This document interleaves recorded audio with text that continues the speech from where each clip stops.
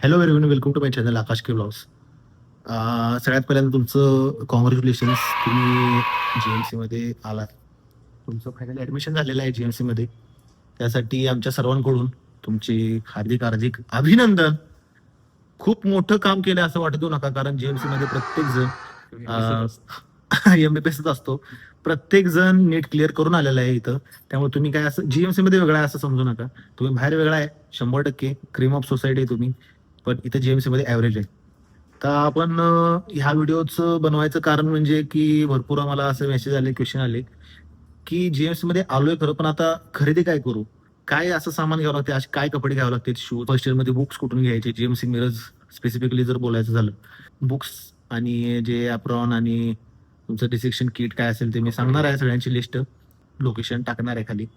तर आता व्हिडिओ चालू करूया.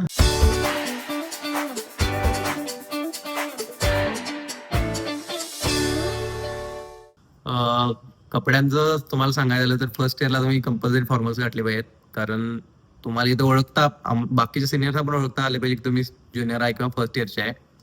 परत फॉर्मल्स मध्ये तुम्हाला प्लेन ब्लॅक और blue colour pants and plain shirts. Plain solid कलरचा कोणता पण शर्ट चालेल, चालेल. पण तुमच्याकडे एक व्हाईट, एक नेव्ही ब्ल्यू, एक म्हटलं ब्लॅक, ग्रे असे कपडे घ्या, म्हणजे जरा थोडंसं छान पण दिसते.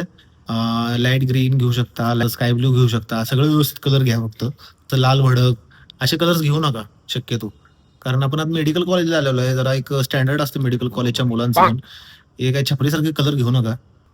आणि त्यानंतर शूज पण फॉर्मल शूज घाला मित्रांनो.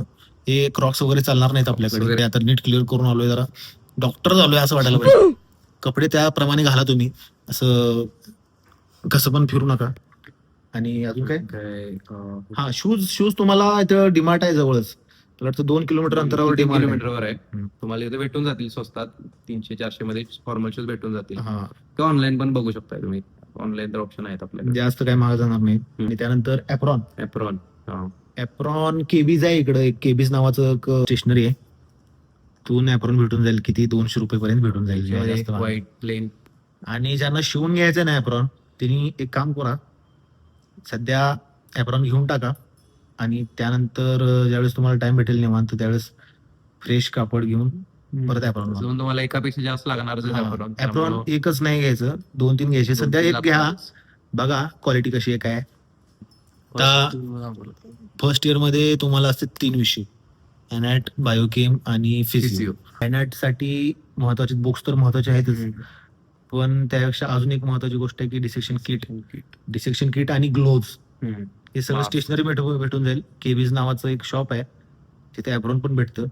मी तुम्हाला एक लोकेशन टाकतो खाली डिस्क्रिप्शन मध्ये. एनॅटचे ज्यावेळेस क्लासेस स्टार्ट होतील त्यावेळेस तुम्हाला एनॅट हॉलमध्ये घेऊन जाणार. त्यावेळेस तिथं कॅडॅव्हरिक ओथ होणार. त्यानंतर डिसेक्शन हॉलमध्ये. त्यानंतर तुम्हाला roll number wise, roll number 20 किंवा 10 कसं असेल ते यावर्षी माहित नाही, त्या हिशोबाने तुम्हाला कॅडॅव्हर्स डिस्ट्रीब्यूट केले जातील.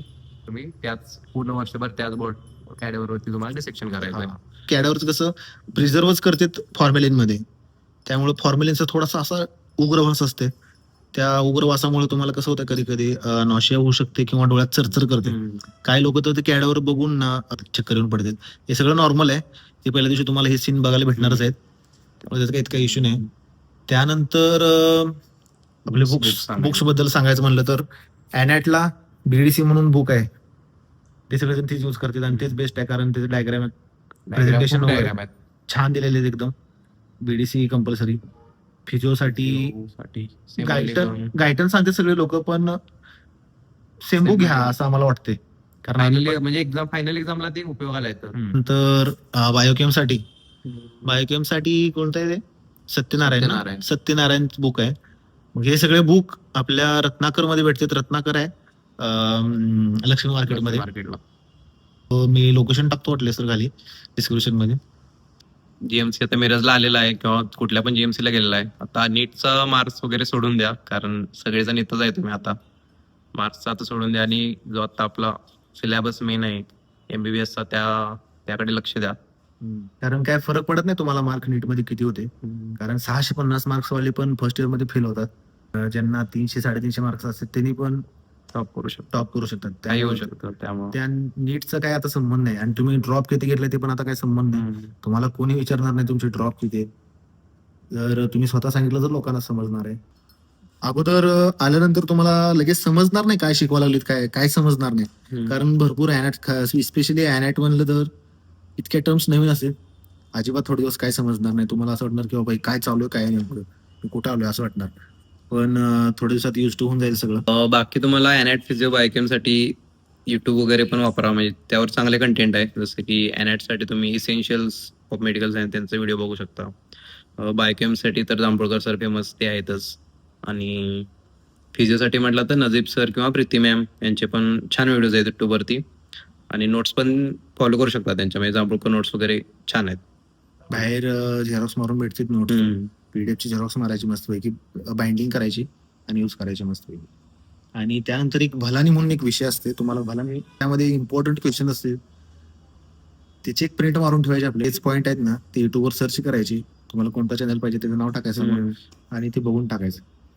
अॅनॅट साठी एक ऍप होतं बघ, ॲटलास नावाचं एक ऍप आहे, त्याचं मॉड एपीके भेटून जाईल अँड्रॉइड वाल्यांना. ॲटलास ऍपचं कसं आहे, पूर्ण तुम्हाला मसल्स, नर्व्ह, स्केलेटन म्हटलं पूर्ण अॅनॅट ना 3D अॅनिमेशन एकदम मस्त आहे. ते पण ट्राय करा. ॲटलास नाव आहे बघा. त्यानंतर अजून काय लागतं फर्स्ट इयरला? रूल्स राहिले की आता महत्वाचं रूल्स. कोणत्या पण जीएमसी मध्ये एक प्रथा असते, रूल्स असते, परंपरा, प्रतिष्ठा, अनुशासन प्रत्येक जीएमसीला असते. प्रत्येक जीएमसी मध्ये एक तर कॉमन आहे, म्हणजे ते फॉर्मल्स. फर्स्ट इयर मध्ये फॉर्मल्स भरपूर महत्वाचे आहेत भावांनो. त्यामुळं कॅम्पसमध्ये फिरताना कंपल्सरी तुम्ही फॉर्मल्स घालून फिरा. भेटतील तुम्हाला, ते मोस्टली सगळे सिनियर्स असणार आहेत. तुमची बॅच सोडली तर ते तुम्हाला आता रिस्पेक्ट देऊन बोललं पाहिजे. आलं कोणतरी की तुम्ही सिनियर आहे का असं डायरेक्ट विचारू नका. कारण काय मला लोक विचारले की तुम्ही सिनियर आहे का, हे असं नाही चालत. बरोबर नाही विचार, असं विचारू नका तुम्ही सिनियर आहे का, कारण तुम्ही फर्स्ट इयर मध्ये सगळ्यात खाली तुम्ही आहे. मला जे लोक दिसतील त्यांना सगळ्यांना सरच म्हणा, साफसफाईवाला त्यांना पण असं रिस्पेक्टनेच बोला.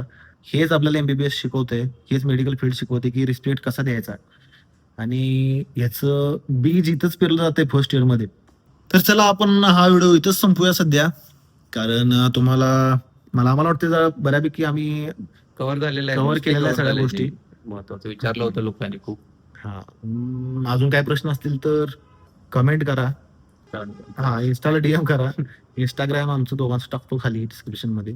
लाईक करा, शेअर करा, सबस्क्राईब करा. बघत राहा आकाश के ब्लॉग्स.